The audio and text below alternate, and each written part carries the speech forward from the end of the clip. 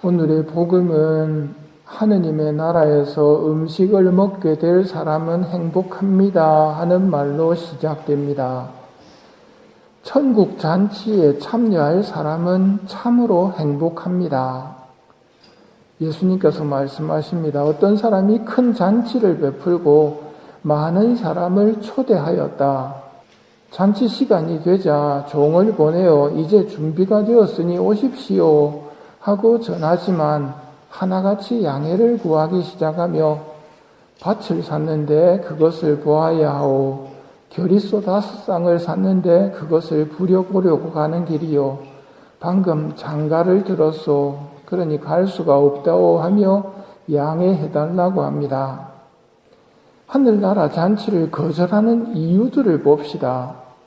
밭을 사고 겨릿소를 사는 것은 모두 재산, 돈과 관련이 있습니다. 천국보다 지금은 돈과 재산이 먼저라는 뜻입니다. 방금 장가 들었다는 것은 하느님보다는 사람이 먼저라는 의미입니다. 현세가 혼란스러운 이유 중 하나가 첫째 계명과 둘째 계명을 섞어버렸기 때문입니다. 첫째 계명이 흔들리지 않아야 둘째 계명도 흔들리지 않습니다. 첫째 계명이 안 되면 둘째 계명도 될 수 없습니다.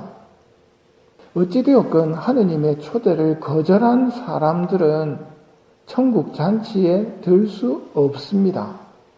돈이 먼저고 사람이 먼저이니 부디 양해해 주십시오 하는 사람들은 하느님의 잔치에 참여하지 못합니다. 그렇다면 잔치에 가겠다고 해서 다 들어갈 수 있는가? 이것도 생각해 보아야 하는데 오늘의 말씀은 단독으로 있는 게 아니라 이 앞에 13장부터 계속되는 이야기입니다.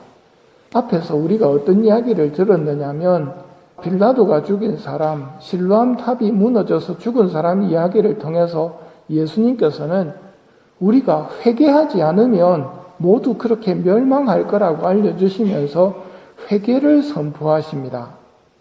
회개가 다른 말로 하면 뭐가 되느냐면 3년째 열매 맺지 않는 무화과 나무의 예로 드시면서 3년 동안 열매가 없어도 괜찮다고 착각할 수 있었지만 그때 주인님은 이미 잘라버리게 하신 상황이었고 다만 관리인의 배려로 올해만 그냥 두시지요 해서 특별히 1년 동안 더 유예를 받은 상태였습니다. 열매 맺지 않아도 괜찮다고 착각하면 안 됩니다. 열매 맺지 않는 나무는 분명히 잘려집니다. 이때 물음 하나가 들려옵니다. 구원받을 사람은 적습니까? 예수님께서 말씀하십니다. 너희는 좁은 문으로 들어가도록 힘써라. 내가 너희에게 말한다. 많은 사람이 그곳으로 들어가려고 하겠지만 들어가지 못할 것이다. 하시며 좁은 문으로 들어가도록 있는 힘을 다하여라 말씀하시면서 집주인이 일어나서 문을 닫아버린 뒤에는 주님 문을 열어주십시오 해도 너희가 어디서 온 사람들인지 나는 모른다 하고 대답할 것이다. 우리를 만드신 분이고 우리를 사랑하지 않았습니까? 주인이 문을 열어주십시오 해도 너희가 어디서 온 사람들인지 나는 모른다. 그러자 저희는 주님 앞에서 먹고 마셨고 주님께서 저희를 가르치셨습니다. 나 성당 다녔고 강론도 들었습니다. 그러자 주인님이 말씀하십니다. 모두 내게서 물러가라. 불의를 일삼는 자들아 하고 선언하십니다. 구원은 지식적으로 아느냐 모르느냐가 아니라 말씀을 실천하는 것이 필요합니다. 말씀을 잘 실천했습니까? 예수님이 말씀하십니다. 내가 몇 번이나 너희 자녀들을 모으려고 하였던가? 그러나 너희는 마다하였다. 이것이 구원받지 못하는 이유입니다. 그러나 너희는 마다하였다. 지식적으로 알기는 알지만 실천하지 않았다는 말입니다. 우리 범죄로 하늘 문이 닫혔기 때문에 하느님께서 당신 나라를 열어주셔야 구원이 됩니다. 그리고 하늘 문을 열어주셔도 초대에 응하지 않으면 못 들어갑니다.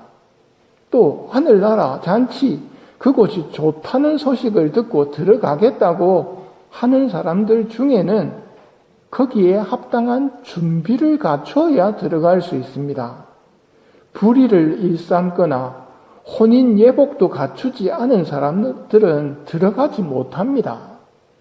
혹시 들어갔다고 하더라도 혼인 예복도 입지 않고 어떻게 들어왔어 하고 다시 쫓겨나는 것입니다.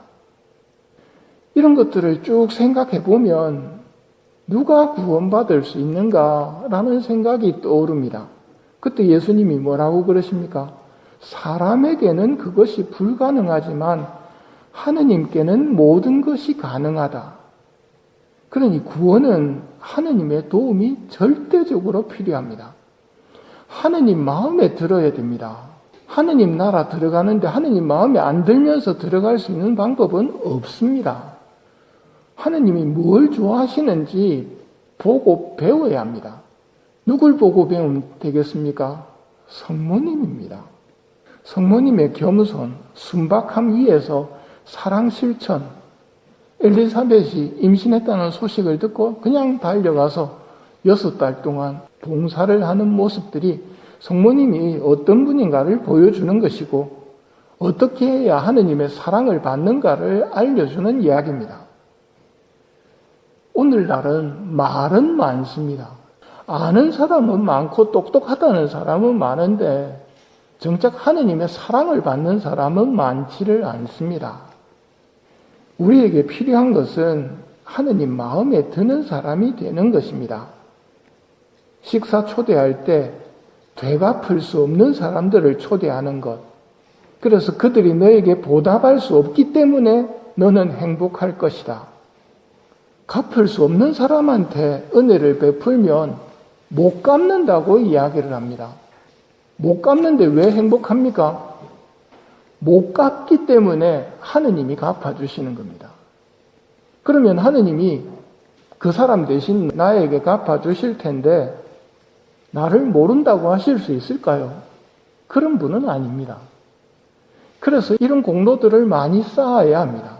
손해보는 삶, 하늘나라의 보물을 쌓는 삶, 베푸는 삶, 이런 삶을 살면 하느님의 사랑을 받게 되고 하느님께서 결코 나는 너를 모른다, 이런 소리를 듣지 않게 된다는 말입니다.